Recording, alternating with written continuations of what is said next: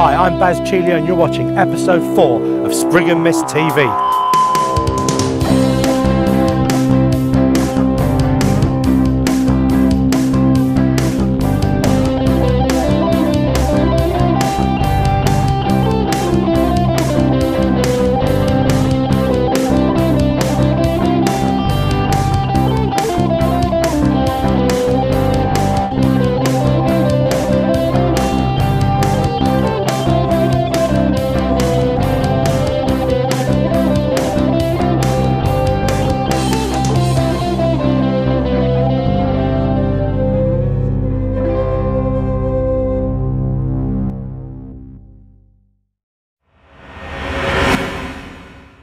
Hello, I'm Rick Astley. Yes, I am Rick Astley, and you're watching Spriggan Mist TV.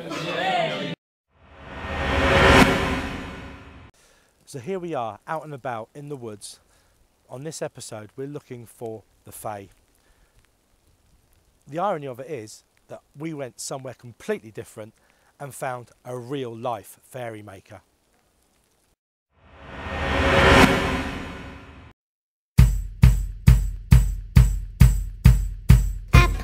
Boulder, rowan tree, bluebells ringing, beckersty, through misty forest and falling leaves, follow me on the breeze.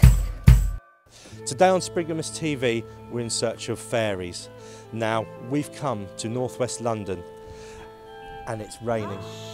Quite an unlikely place to find fairies in northwest London. Roll your body down. Slow the rhythm of your life. Soon we will be one. Gaze into the distance. What can you see?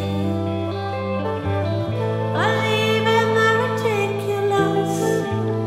Believe in me. Okay, Cara, thank you ever so much for inviting us to your studio.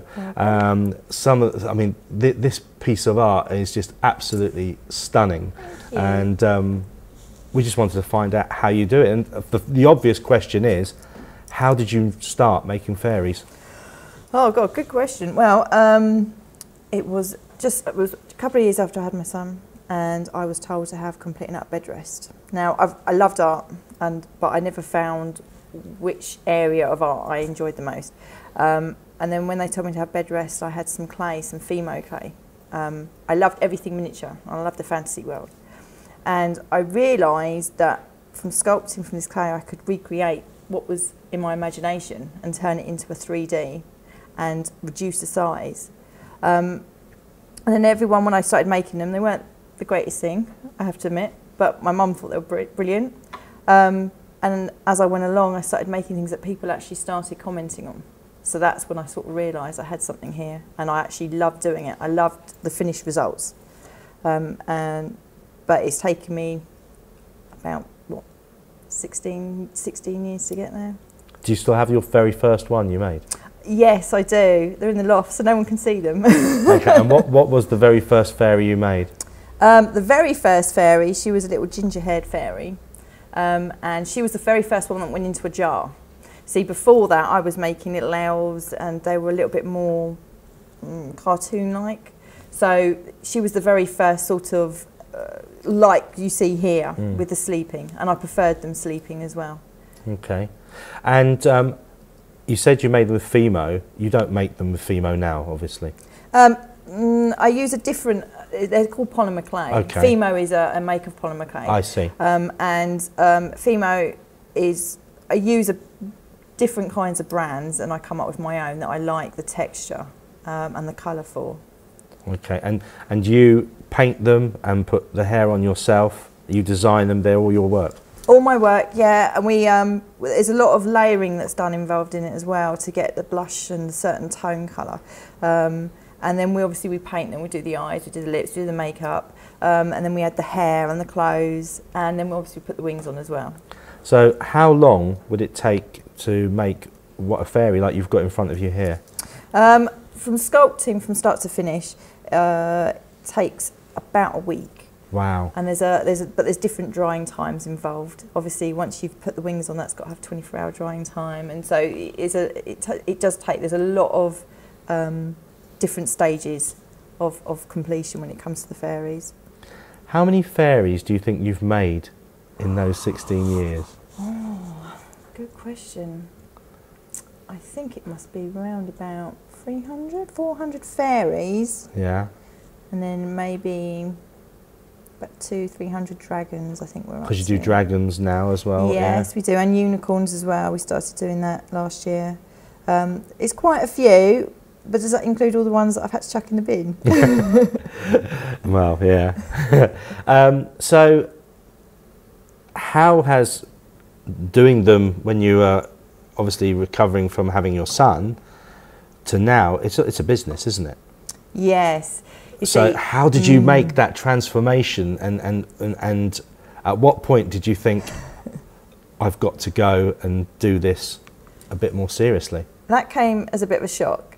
I was showing a few friends and they were like, oh, you should put it on Facebook, you should show people. And I was like, I had this image of people who go on stage who are absolutely awful, and they've got their family rooting behind them, and then they start singing and you're thinking, why did their family tell them that? Why did they tell them they were any good? And I'm thinking, my friends are just being nice.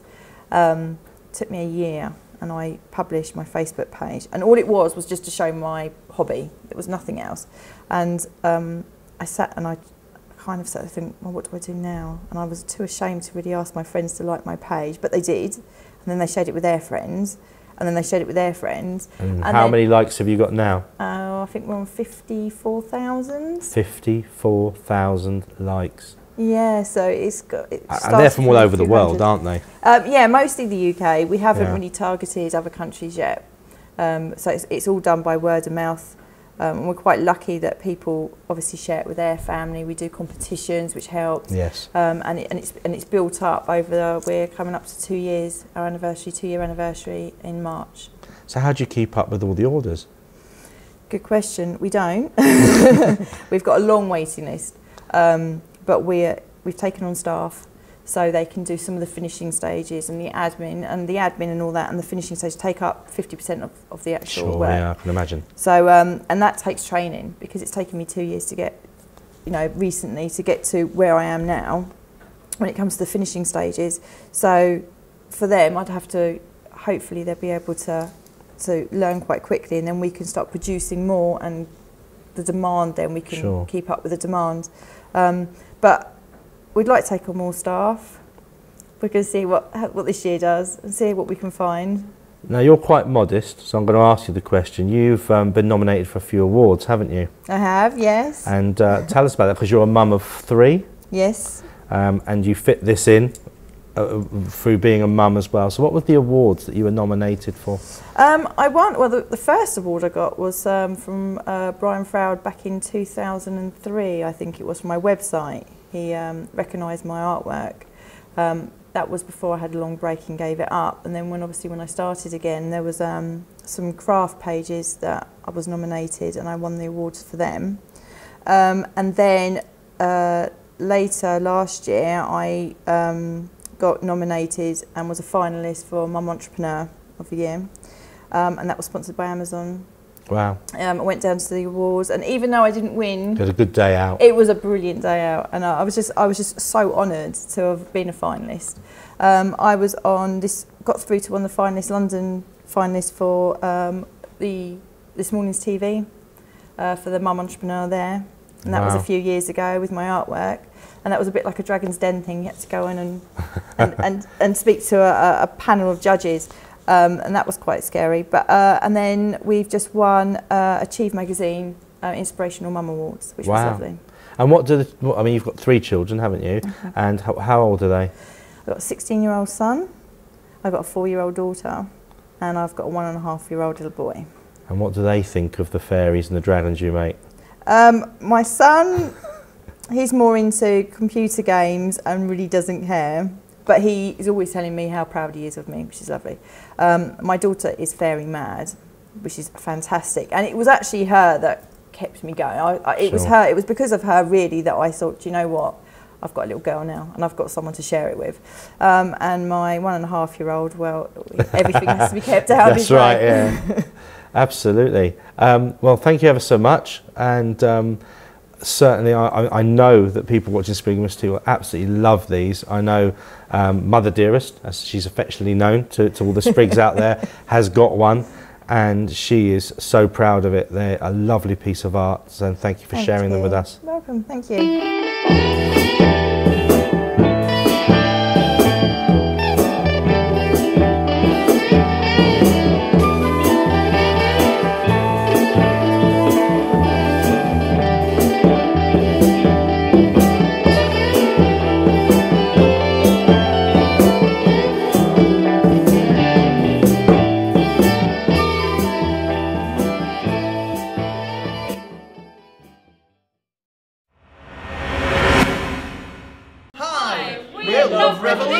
And you're watching Spriggan Mist TV. Now, I know many of you came to the Enchanted Market, and some of you weren't so fortunate to enjoy the weekend that we had. So if you were there, here's a few memories of the weekend. If you weren't, this is what you missed.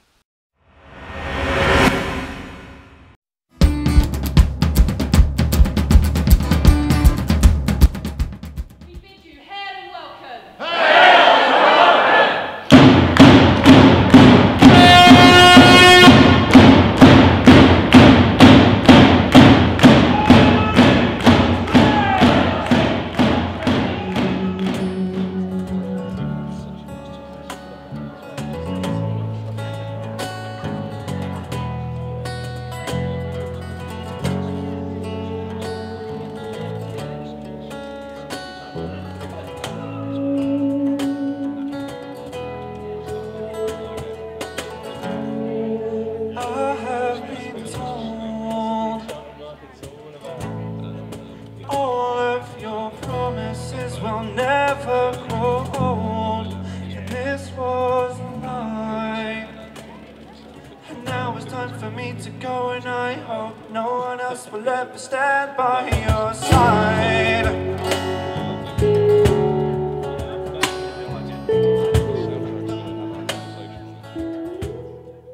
Hi, I'm Rebecca Blay. I'm a local Bracknell resident and decided to go off to the Enchanted Market probably for the first time. Fantastic event, loads of stalls, couldn't have met more enthusiastic people, friendly, so much to do there. Problem was not enough local residents go because I don't think they realise what they're going to walk into when they go there. Had a fantastic time, spent loads of money, bands playing, happy people. Couldn't recommend it high enough. So when it comes again next year, go, because it's brilliant.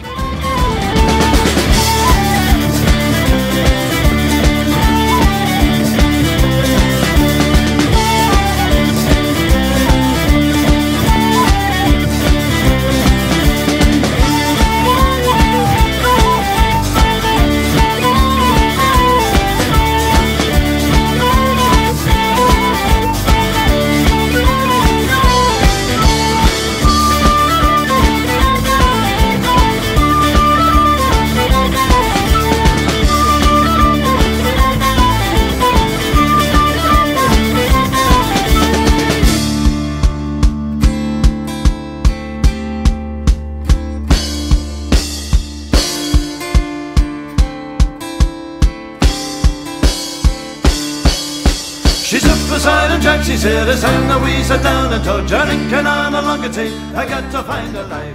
He turned his gaze. Hello, I'm Mark Vine, the Dolman's very own miserable bastard, and you are watching Spriggan Mist TV.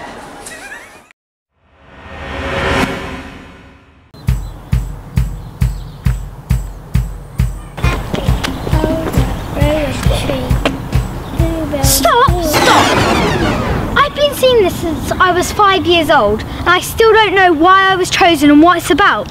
So today I've come to interview former Spriggan Mist band member and composer of Faery Queen, Dave Lambert, and I'm going to ask him these questions myself.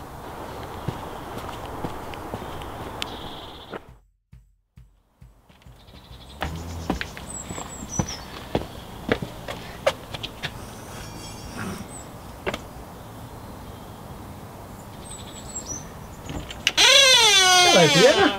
Hi Dave, I've come to ask you about a few questions about Faery Queen. The Faery Queen. Okay, come on in.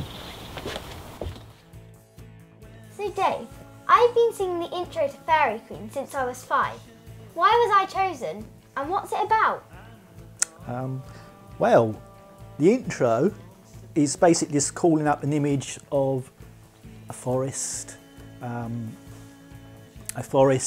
a pastoral scene, if you like. It wasn't meant to be anything specific at that point. So apple, elder, rowan tree, just things you might find in a wood or a forest.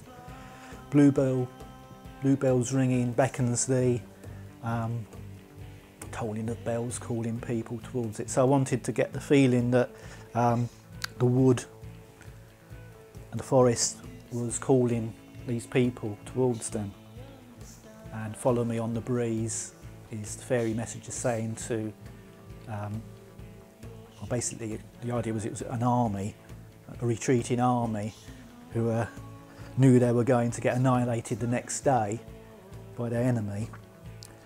So the fairy messenger was calling them to the woods, to go through the woods and follow her, to take them to the Fairy Queen, who would make them feel better, I guess. That was the intro. So I was the fairy messenger, I played the part of the fairy messenger. Yes, that was the idea. It was loosely based on the Fairy Queen in Midsummer Night's Dream by Shakespeare. It's called Titania. And the fairy realm there had a messenger called Puck. His alternative name was Robin Goodfellow. And he was basically the messenger who used to do all the to-in and fro-in for the fairies. He was a man fairy, but I liked the idea of a girl fairy messenger, and we thought it'd be nice to get you into the song as well. So was the whole song recorded in this room where we sat at the moment? Well, most of the song was recorded in the room next to us, which is a bit smaller. I've since moved into a bigger room. But some of the bits were actually recorded at your house. I think, I remember rightly, we recorded you doing your bits at your house. The song has now developed since you've left the band, and what do you think of it now my dad's singing it and there's other musicians in the song? Well, originally, the song was conceived as being one where we wanted to get people dancing, people moving, a more rockier element, because we didn't have a real drummer, we had a percussionist. So we had this bass drum going throughout and a good beat on the guitar. So that was the idea then. And basically the new lineup has taken it further in that direction. So it is now a real rock song, gets people up and dancing, and it sounds like I envisaged it, really. I don't know about Baz singing. No, really. I think I was a much better singer than him. I had a rumour that apple, elder, rowan tree and all the things in the beginning of the intro represented a member of the band. Can you tell us who they represented? Well, first of all, it wasn't the intro that was the members of the band. It was the subsequent bit, which I can't remember the words to. Oak. Yes, it, yeah. Bracken. They were the members of the band. And I probably got it written down somewhere who they were, but I can't at the moment remember. And it was from a website somewhere which gave fairy names to people, and so I put in various names. Like Barry probably came up with something ridiculous, so I probably didn't put in Baz, which was better. But it was just like that, really. Can you play a bit of the original Fairy Queen for us now? I can try. Apple, elder, rowan tree, bluebells ringing, beckons thee, through misty forest and falling leaves. Follow me on the breeze. When the summer gives up the chase and the darkness taunts the day,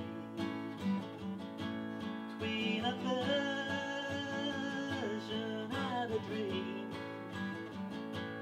neither real nor make-believe, will survive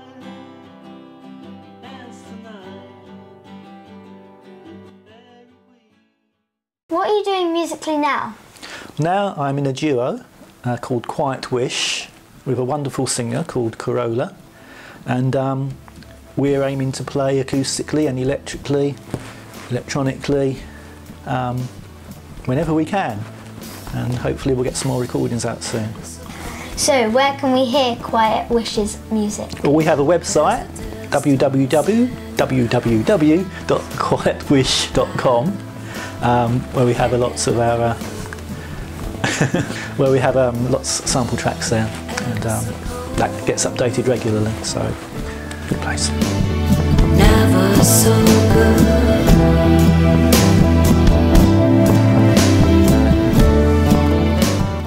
Thank you for letting us into your studio today, and thank you for the opportunity, so those 5 years ago, to do the talk over on this song. Welcome. How long do you think I'm going to have to do this for?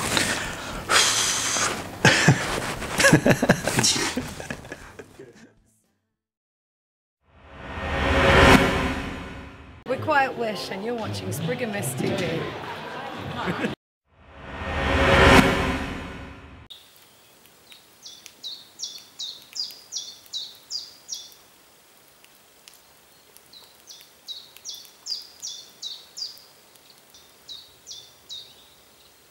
Now, the next episode of Spriggan Mist TV, we're going to bring you a Myths and Legends special, because it will coincide with the launch of Spriggan Mist's 4th album. But to give you a taster, here's a few snippets of the album. Till next time, see you later. Everything happens for a reason. The secret life of the sea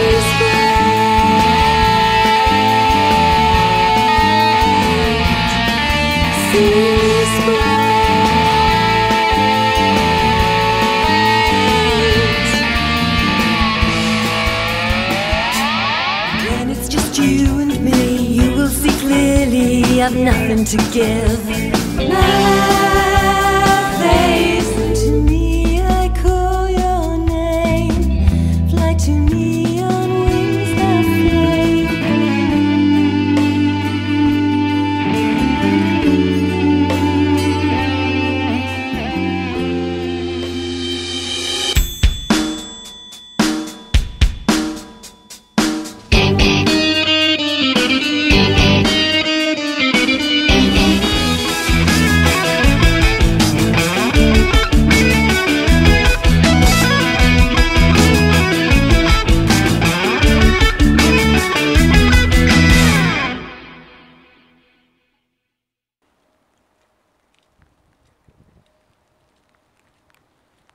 Ha